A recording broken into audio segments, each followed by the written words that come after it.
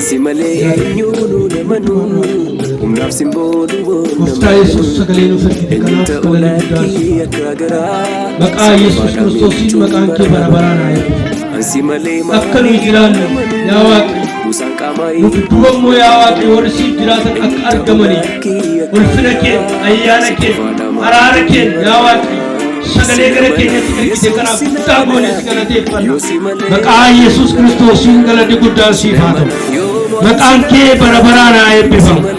Gaariidhaati karaaf karaa jireenyaa karaa ittiin yaa Waaqayyo walii wajjin jiraachuu dandeenyu karaa ittiin mana kee gaggeeffachuu dandeenyu karaa ittiin yaa Waaqayyo ulfina kee keessa jiraachuu dandeenyu ulaa kee bantee nutti agarsiifte guddaa goones galateeffanna gooftaa maqaan kee haa eebbifamu.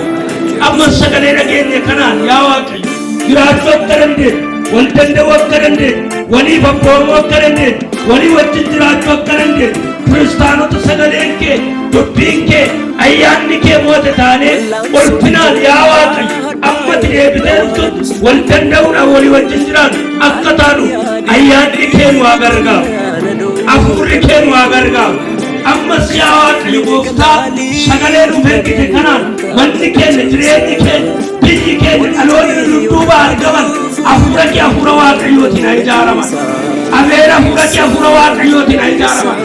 Ammas yaa Waaqayyo sagalee hafe hojii hafe deddeebii hafe ati nu eebbisi. Obboloota kanas ati eebbisi.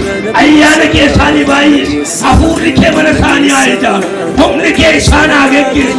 Yaa Waaqayyo hamma dhumaan siif amanamaa jireenya isaaniif amanamaa waliif amanamaa waldaa kiristaanaaf amanamaa biyyaaf amanamaa warra deddeebi'an akka isaan ta'aniif ayyaanni kee isaan haa gargaaru. Maqaa gooftaa maqaa Yesuusiin ameen.